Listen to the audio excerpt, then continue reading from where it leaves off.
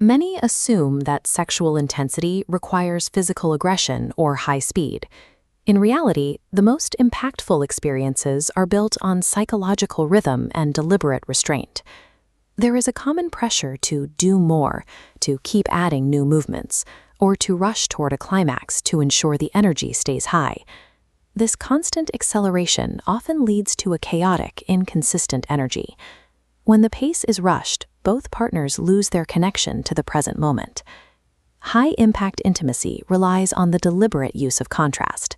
Speed destroys the emotional rhythm necessary for a deep connection. A memorable experience requires a steady, intentional flow that feels guided rather than guessed. Intensity begins before the first touch.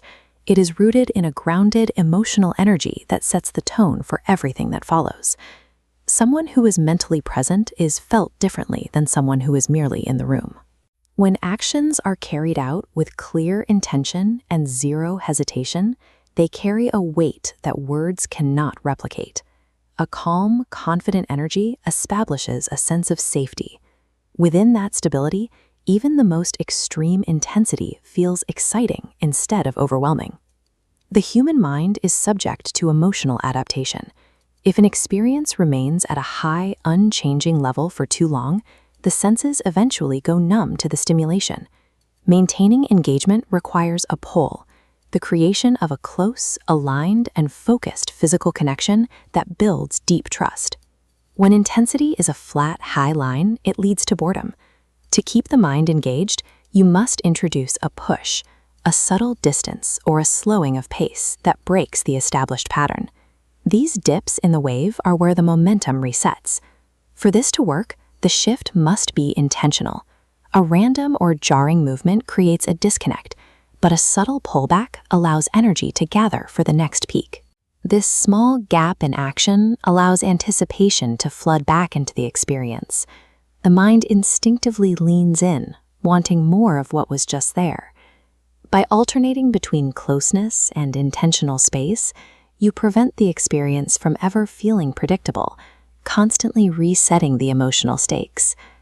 Resisting the urge to rush toward the finish line is a hallmark of high-level intimacy. Choosing to hold back creates a level of focus that constant movement cannot achieve. The most effective time to slow down is right as the physical and emotional energy reaches its peak. This pause disrupts the expected rhythm. By denying immediate gratification, you force your partner to become hyper-aware of the moment, intensifying their craving for what comes next. This tense millimeter of space signals total certainty. It demonstrates that you are in control and feel no need to force the outcome. This calm approach stands in contrast to the energy of a partner who is overthinking. Second-guessing creates an awkwardness that immediately dissolves the tension. You communicate this control through subtle body language, steady eye contact, a grounded posture, and a calm expression that reinforces your presence. Controlled restraint creates a psychological experience fueled by longing and anticipation, moving far beyond a predictable physical sequence. Pace, presence, and restraint all rely on the same internal logic, the interplay of opposites. Without the shift between movement and pause, or closeness and space, the experience feels flat. When these elements are balanced, the interaction feels expertly guided. Leaving a permanent emotional mark does not require elaborate techniques. It requires extreme awareness of your partner and the moment. The highest skill is having the presence of mind to read the room and the bravery to slow down when every instinct suggests speeding up. Acting with deliberate purpose creates an impact that brute force or complicated routines never could.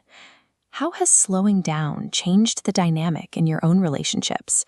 Let us know in the comments, and subscribe for more deep dives into the psychology of connection.